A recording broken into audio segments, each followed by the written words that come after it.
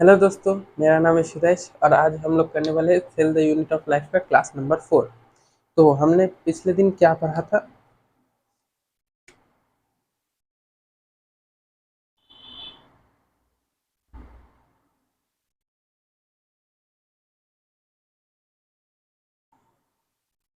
ये तीन प्रकार के होते हैं। पहला है विदाउट मेम्ब्रेन। सेकंड है सिंगल मेम्ब्रेन। लास्ट है डबल मेम्ब्रेन। सिंगल में क्या क्या आता है? Ribosome, centrosome, nucleo plus. तो ये सेंट्रोसोम पिछले दिन मैंने गलती से सिंगल मेम्ब्रेन में लिख दिया था, तो वो एक गलती थी, आज सुधार दी। सिंगल मेम्ब्रेन में क्या क्या आता है? पहला endoplasmic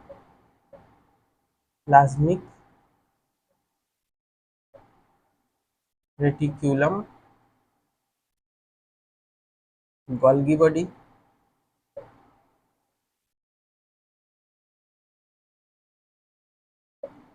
microbodies,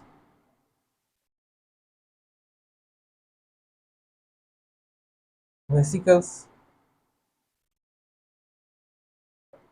vacuoles,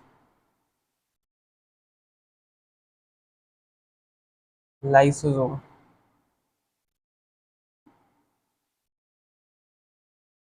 double membrane में क्या आता है? Mitochondria,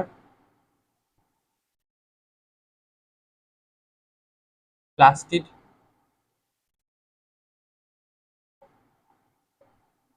nucleus.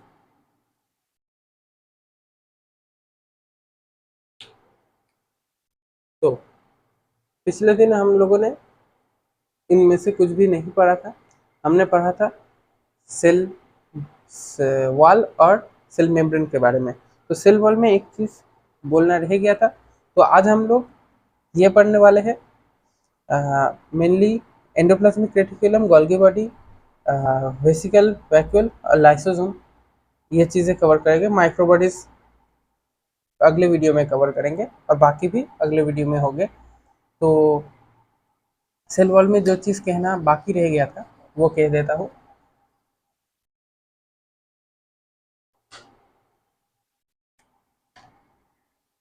सेल वॉल में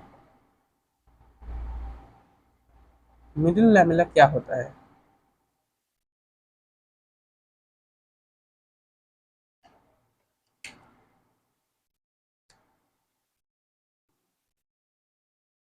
present between two neighbouring cells. दो सेल है,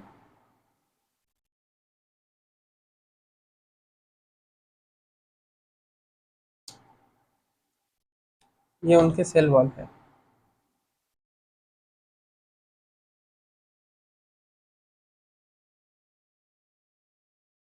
उनके बीच में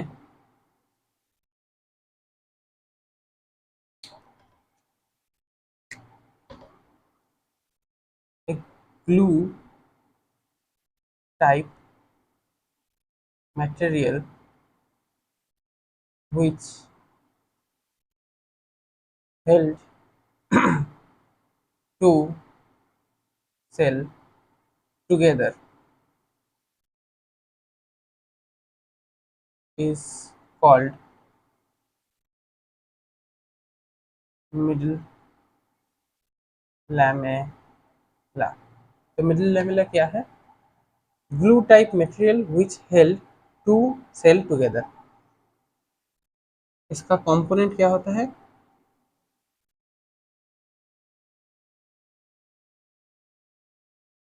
कैल्शियम पेक्टेट, कैल्शियम पेक्टेट का तैयार होता है ये मिडिल लैमेला। अब इस मिडिल लैमेला में भी एक चीज होता है, बीच में से कट होता है, यानी कुछ हिस्से में मिडिल लैमेला नहीं होता, उस हिस्से को क्या कहा जाता है? Plasmodesmata.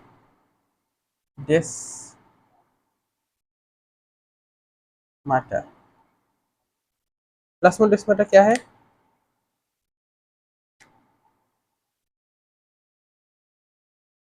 Middle lamella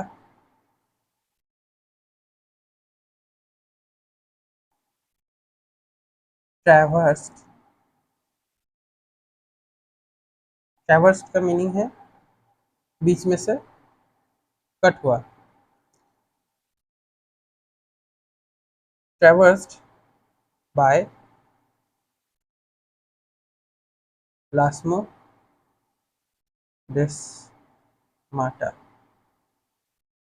It helps to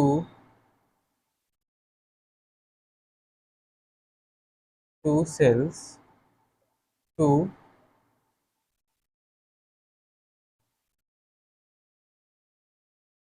connected and supplied with minerals and other components। यानी इसके अंदर से दो सेल जुड़े हुए होते हैं और एक दूसरे को मिनरल या फिर अदर कंपोनेंट्स सप्लाई करते हैं। तो हो गया, सेल वॉल अब कंप्लीट है।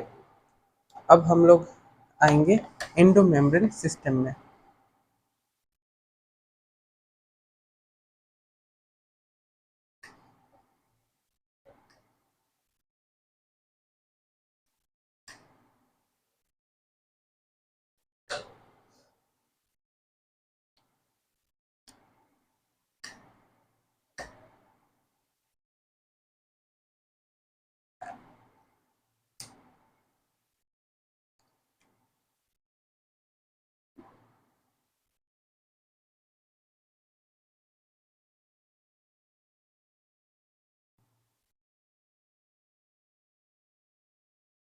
एंडोमेम्ब्रेन सिस्टम यह क्या है? एंडो का मतलब है इनसाइड साइटोप्लाज्म, और मेम्ब्रेन समझ ही आ रहा है, सिंगल मेम्ब्रेनस, यानी सिंगल मेम्ब्रेन होगा और साइटोप्लाज्म के अंदर होगा, इसे एंडोमेम्ब्रेन सिस्टम कहेंगे। और इसका एक और ये है single membrane organelle works in A coordinate manner.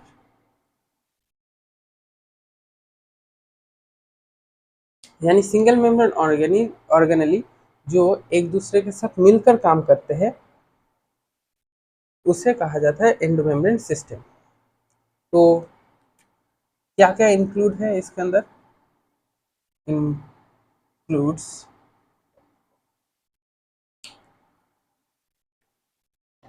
Endoplasmic reticulum,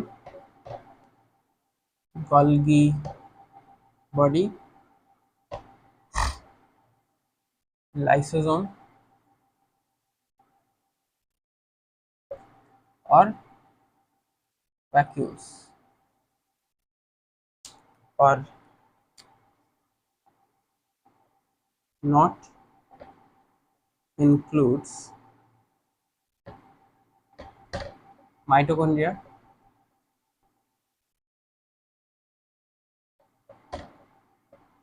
plastid, microtubules। Etcetera. ये सारी चीज़ें एंडोमेम्ब्रेन सिस्टम के अंदर नहीं पड़ती, माइटोकॉन्ड्रिया, प्लास्टिड, माइक्रोट्यूब्यूल्स, क्योंकि ये खुद में ही काम करते हैं, एक दूसरे से कनेक्टेड नहीं होते। लेकिन ER, Golgi body, lysosome, vacuoles, ये एक दूसरे से कनेक्टेड होते हैं, यानी इनका काम पूरा करने के लिए एक दूसरे पर डिपेंडेंट होना पड़ता है। तब हम लोग आज ये एंडोमेम्ब्रेन सिस्टम ही पूरा करेंगे, endoplasmic reticulum, Golgi body, lysosome and vacuole को कंप्लीट करते हुए।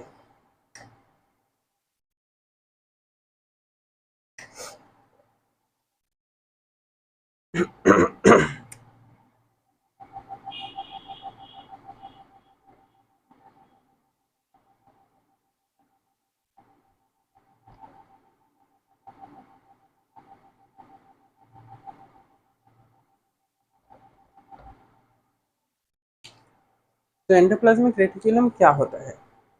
पहले तो कहाँ से तैयार होता है? सोर्स, ये न्यूक्लियर मेम्ब्रेन से रफ ईआर से स्मूथ ईआर बनता है। कैसे? एंडोप्लाज्मिक रेटिकुलम के ऊपर सरफेस पे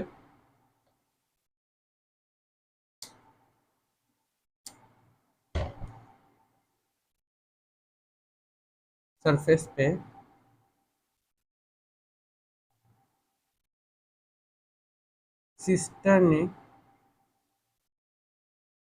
डेवलप which contain राइबोसोम, और यहाँ पर रिमूव राइबोसोम। अब पिक्चर के सहारे समझाने की कोशिश करता हूँ।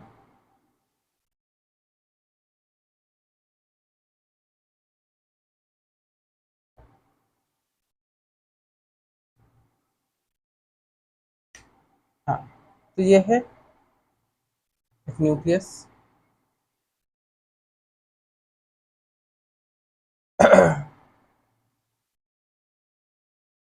तो इसके जो न्यूक्लियर मेम्ब्रेन है उसके ऊपर कुछ ऐसे एक्सटेंशंस होते हैं। अब इसके ऊपर जो न्यूक्लियस के पास वाला रीजन है उसमें राइबोसोम रहता है, ये वाला नियर न्यूक्लियर मेम्ब्रेन राइबोसोम रहता है, और जो दूर वाला रीजन है उसमें राइबोसोम नहीं रहता। तो इतने हिस्से को कहा जाता है RER, और इतने को SER, स्मूथ एंडोप्लाज्मिक रेटिकुलम और रफ एंडोप्लाज्मिक रेटिकुलम। ऐसे ज़रूरी नहीं है कि एक में ही दो होंगे, अलग अलग भी एग्जिस्ट कर सकते हैं, कि एक वाला पूरा RER है और एक वाला पूरा स्मूथ एंडोप्लाज्मिक रेटिकुलम है। लेकिन ज़्यादातर देखा जाता है न्यूक्लियर मेम्ब्रेन के पास जो है वो रफ एंडोप्लाज्मिक रेटिकुलम है, और उससे राइबोसोम अलग करने से वो बन जाता है स्मूथ एंडोप्लाज्मिक रेटिकुलम। और ये सिस्टर्नी क्या है वो भी थोड़ा समझा देता हूँ। इसके टाइप, तो पहला है सिस्टर्नी। कैसा दिखता है? ये एक सिंगुलर, और यही चीज जब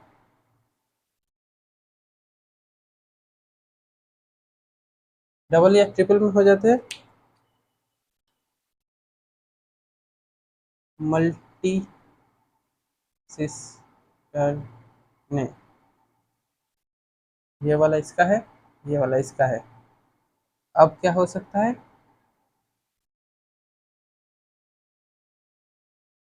ट्यूब्यूलर, वो कैसा दिखता है?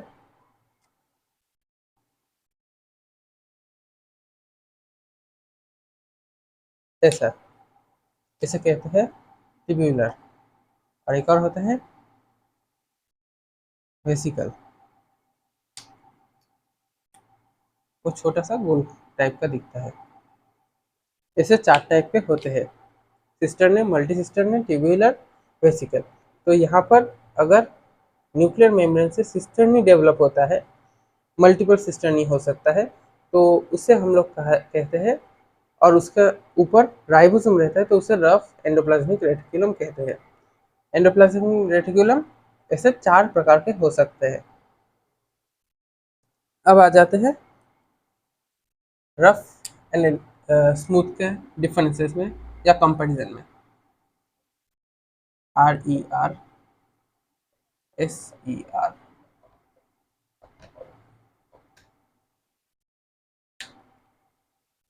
पहला तो पूरा नाम पता ही है, ये रफ एंडोप्लाज्मिक रेटिकुलम है, ये स्मूथ एंडोप्लाज्मिक रेटिकुलम है। तो डिफरेंस पहला क्या है? Contain ribosome, ribosome absent. और क्या है? ये प्रोटीन हार्मोन और प्रोटीन एंजाइम डेवलप। और ये वाला लिपिड हार्मोन डेवलप। अब ऐसा क्यों? क्योंकि इसमें राइबोसोम है और हमें पता है राइबोसोम क्या करता है, प्रोटीन सिंथेसिस करता है। तो प्रोटीन सिंथेसिस क्योंकि इसमें हो रहा है, इसलिए ये प्रोटीन हार्मोन या प्रोटीन एंजाइम डेवलप करता है। लेकिन इसमें प्रोटीन नहीं हो रहा तो क्या करता है? लिपिड हार्मोन डेवलप करता है। और क्या है? ये near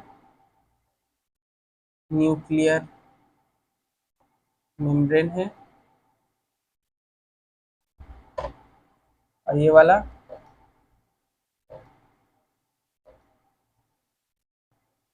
away from nuclear membrane. तो यही सब है। तो आरईआर का काम समझ में आ गया है। तो अब हम लोग आते हैं गोल्गी बॉडी में।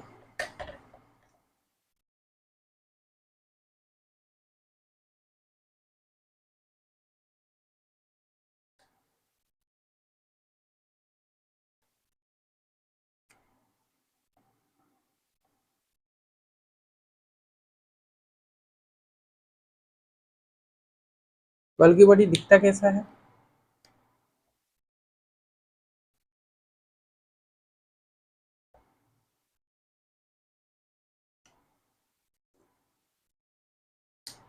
ये है एक गोल्गी बॉडी, ये सिस्टर्न प्लस वेसिकल, इन दोनों का कॉम्बिनेशन है। ये जो बीच का है वो सिस्टर्न है और दोनों तरफ वेसिकल टाइप का स्ट्रक्चर दिखाई देता है। ये वाला है कॉन्वेक्स साइड, जिसे हम लोग सिस और फॉर्मिंग साइट भी बुलाते हैं। और ये वाला है कॉनकेव साइड, जिसे हम लोग ट्रांस या मैच्योर साइट बुलाते हैं। क्यों ऐसा नाम हुआ है, वो इसके फंक्शन को जानने से हमें पता चल जाएगा। तो ये कैसे क्या काम करता है? तो ये मॉडिफिकेशन ऑफ प्रोटीन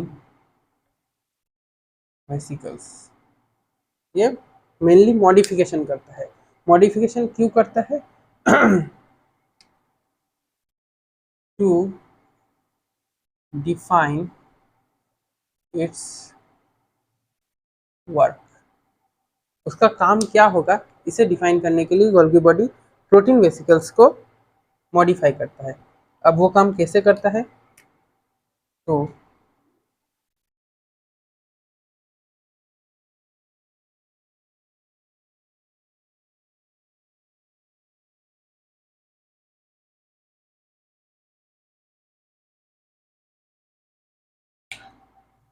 ये है रफ एंडोप्लाज्मिक रेटिक्यूलम,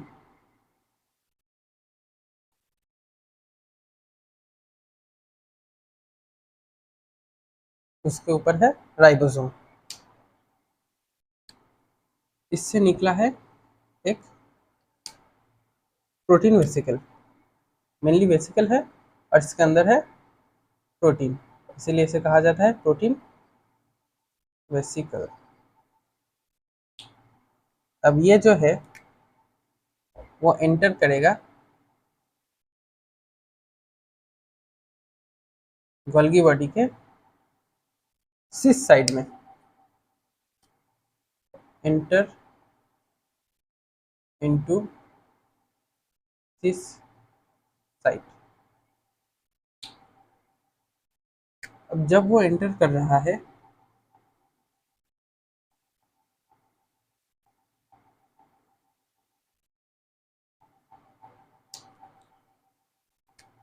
तो यहाँ पर जो है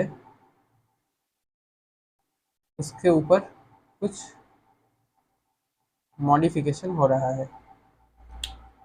मॉडिफिकेशन इसके लूमेन हिस्से में यानी इसके अंदर चलता है। जब कंप्लीट मॉडिफिकेशन हो जाता है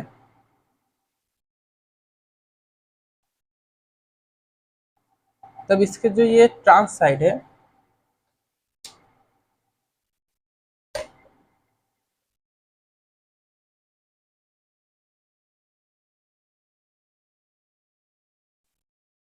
वहां से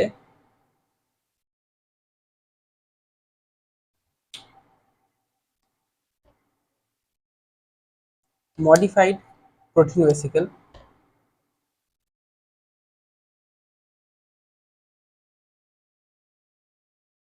निकल जाता है। अब इसे देखकर कोरोना की बात याद आएगी, हो सकता है, लेकिन ये वैसा नहीं है। सिर्फ ऊपर स्पाइक्स आकर ही मॉडिफाई होगा ऐसी कोई बात नहीं है, बहुत अलग अलग तरह से मॉडिफाई हो सकता है। ये सिर्फ एक एग्जाम्पल है। तो मॉडिफाइड मॉडिफाइड प्रोटीन वेसिकल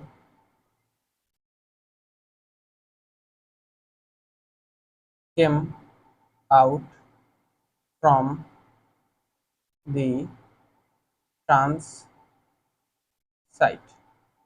अब ये मॉडिफाइड जो वेसिकल है वो क्या क्या काम कर सकता है? या तो ये लाइसोसोम बन सकता है, या फिर सेकेंड है एक्स्ट्रा सेलुलर टारगेट, यानी सेल के बाहर के किसी टारगेट पे अटैक कर सकता है। यानी ये वाला हिस्सा जो सेल के अंदर तैयार हुआ वो सेल से बाहर जाकर किसी और सेल या किसी और ऑर्गेनिज्म पे अटैच हो सकता है। और थर्ड है इंट्रा सेलुलर टारगेट, यानी सेल के ही अंदर किसी और चीज के साथ जाके बाइंड कर सकता है, या तो माइटोकॉन्ड्रिया के अंदर किसी एंजाइम रूप में उसके अंदर जा सकता है, क्योंकि ये मॉडिफाइड जो प्रोटीन है वो कोई एंजाइम या हार्मोन के रूप में ही काम करेगा, तो वो उसका टारगेट फिक्स करता है। यहाँ पर तो प्रोटीन ऑलरेडी तैयार हो चुका है, लेकिन वो कहाँ जाएगा, किस तरह से काम करेगा, उसे डिफाइन करने के लिए गोल्गी बॉडी उसमें कुछ चेंजेस करते हैं जिसे हम मॉडिफाइड प्रोटीन वेसिकल कहते हैं। और वो या तो लाइसोसोम रूप में काम करेगा, या फिर एक्स्ट्रा सेलुलर टारगेट हिसाब से काम करेगा, या फिर इंट्रा सेलुलर टारगेट हिसाब से काम करेगा। तो गोल्गी बॉडी का ये काम तो हो गया। अब हम लोग देखेंगे कुछ extra role of Golgi body. तो मेन काम यही है, modification of protein vesicle and to define its work.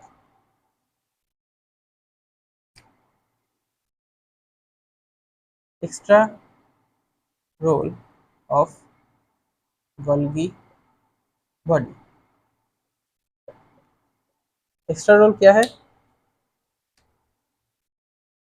Develop the acrosome in sperm.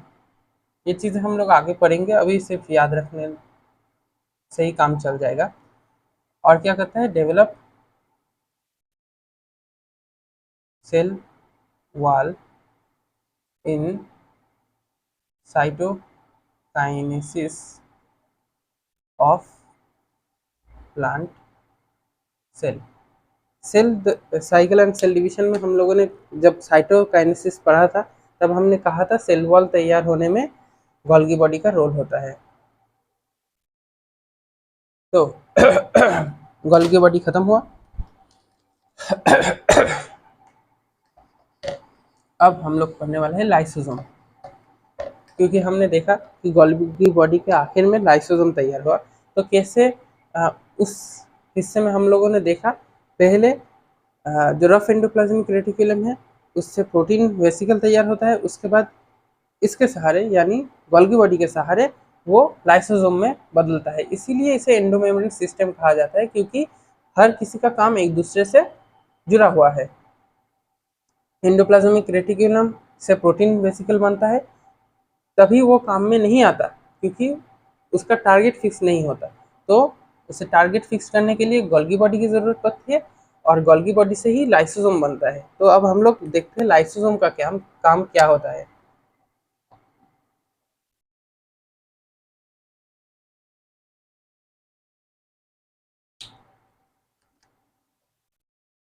Developed from Golgi body.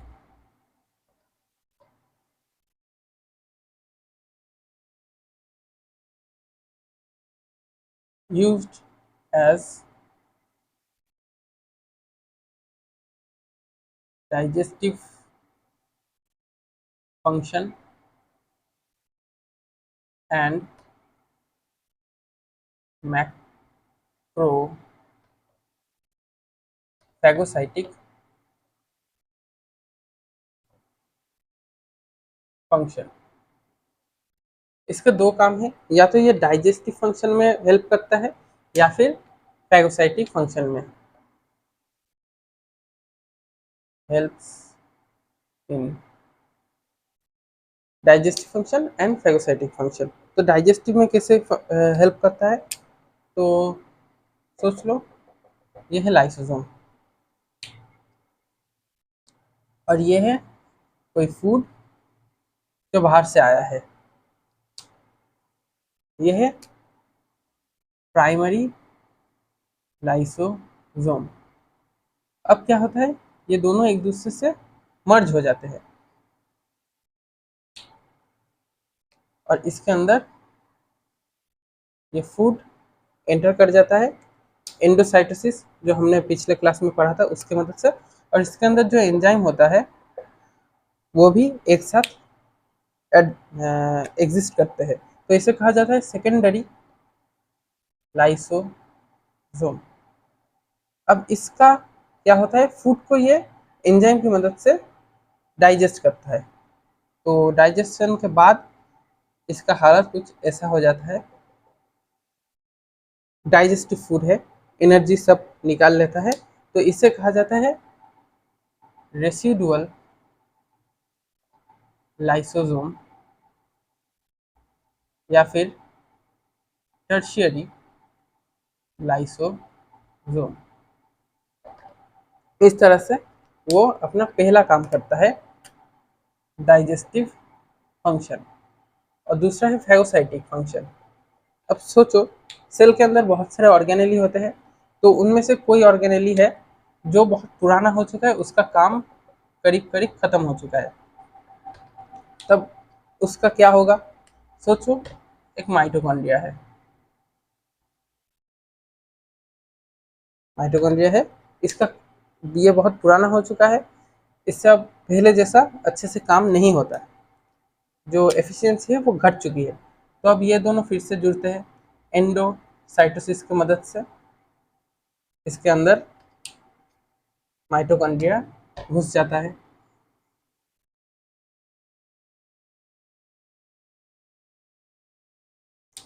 और इसके अंदर एंजाइम तो रहता ही है, उसके मदद से ये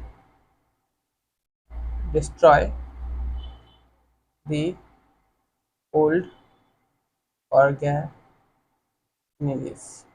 इसे तबाह कर देता है। तो यहाँ पर क्या होता है? एंडोसाइटोसिस, यहाँ पर भी एंडोसाइटोसिस। तो लाइसोसोम का काम समझ में आ गया होगा। तो जो एक नोट लिख कर देता हूँ, macrophage like monocyte and neutrophil contain more lysosome. तो जो मैक्रोफेज होते हैं, यानी जो हमारे इम्यून सिस्टम में काम करते हैं, कोई बैक्टीरिया हो या फिर कोई भी एंटीजन, उसे तबाह करने में ये मदद करते हैं, तो उनमें लाइसोसोम ज़्यादा होता है। तो लाइसोसोम का काम खत्म, यही था लाइसोसोम। अब हम लोग पढ़ने वाले हैं वैक्यूल।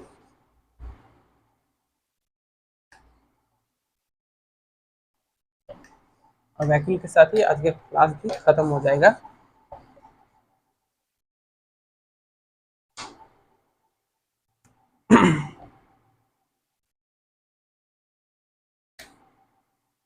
तो वैक्यूल क्या होता है?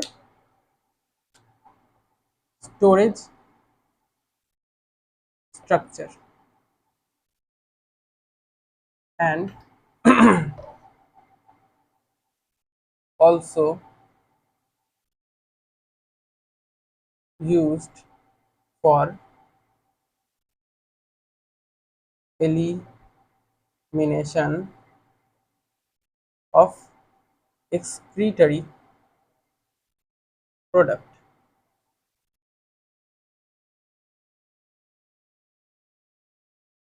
कैसे करता है? या तो कोई चीज स्टोर करके रखता है, वैक्यूल कैसा दिखता है? ऐसा बड़ा सा सेल के अंदर होता है, इसके अंदर या तो कुछ स्टोर है, वो मिनरल हो सकता है या फिर कुछ और भी स्टोर कर सकता है, वाटर स्टोर कर सकता है। उसके अलावा क्या कर सकता है? जो एक्सक्रीटरी प्रोडक्ट होता है, जो भी गंदगी होता है सेल का, वो इसके अंदर घुसा देता है और वैक्यूल को बाहर निकल देता है सेल के अंदर से। इतना बड़ा वैक्यूल नहीं होता है, छोटे से वैक्यूल में एक्सक्रीटरी प्रोडक्ट को एंडोसाइटोसिस के मदद से अंदर प्रवेश करवाता है, और उसके बाद एक्सोसाइटोसिस की मदद से उस वैक्यूल को ही बाहर निकाल देता है। तो दो काम में आता है। अब वैक्यूल कितने प्रकार के होते हैं वो देख लेते हैं।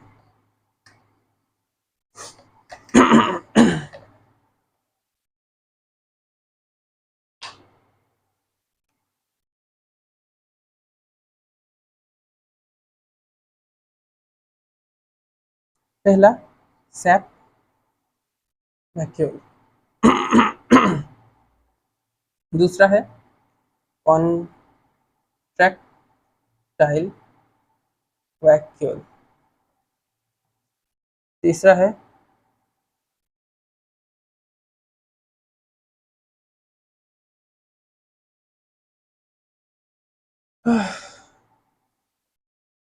सेल्फ वैक्यूल, कॉन्ट्रैक्टेड वैक्यूल, एक होता है हमने पढ़ा था गैस वैक्यूल, और क्या होता है, और क्या होता है,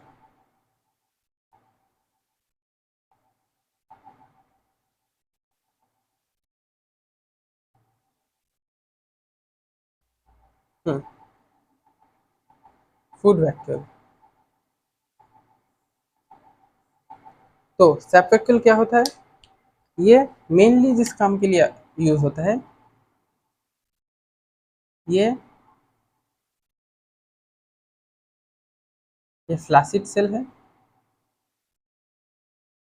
और ये टर्जिट। तो एक सेल, जो सेल का साइज छोटा बड़ा करने में सेल्फ वैक्यूल मदद करता है। कैसे? बाय चेंजिंग द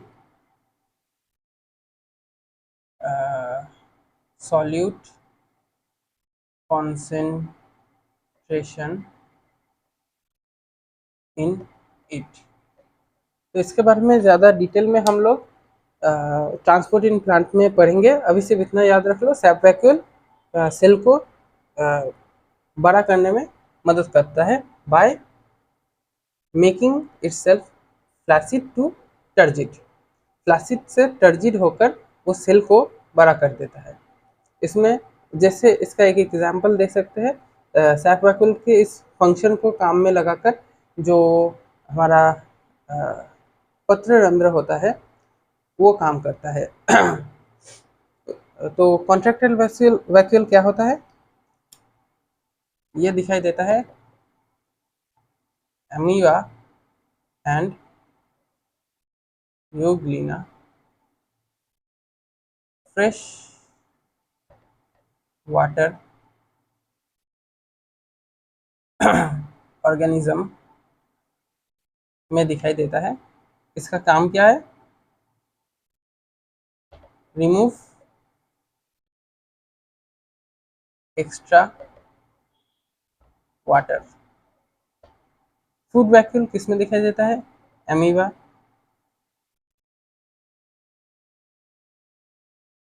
क्या काम करता है, स्टोर फूड। और हाँ, एक और इम्पोर्टेंट बात पहले ये लिख लेता हूँ, ये कहाँ दिखाई देता है, बैक्टीरिया में, यानी प्रोकैरियोट में, यूकैरियोट में नहीं मिलता। और इसमें मेम्ब्रेन प्रेजेंट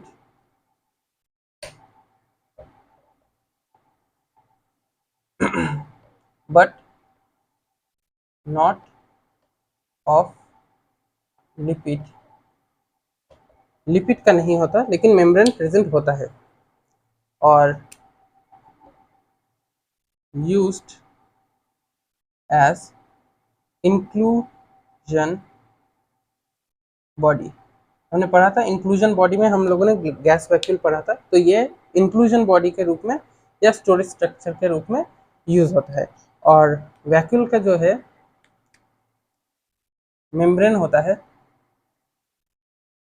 जिसे हम लोग कहते हैं टोनोप्लास्ट। और ये सॉल्यूट कॉन्सेंट्रेशन चेंज कैसे करता है,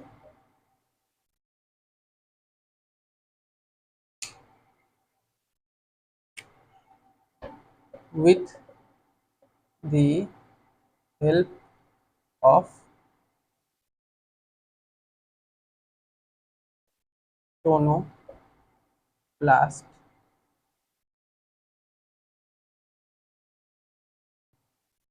टोनोप्लास्ट चैनल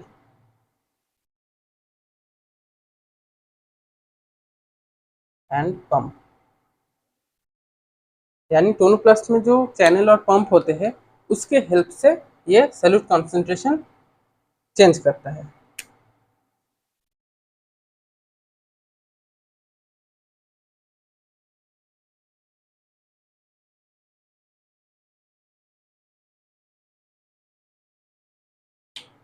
तो इसी के साथ वैक्यूल भी ख़त्म होता है और बाकी रहा माइटोकॉन्ड्रिया, प्लास्टिड और भी जो जो सेंट्रोसोम और न्यूक्लियस, वो सब हम लोग अगली क्लास में कवर करेंगे। कोशिश रहेगी और 2 क्लास में ये चैप्टर ख़त्म करने की। तो देखते हैं कितना दूर क्या होता है। तो मिलते हैं फिर अगले क्लास में, तब तक के लिए बाय।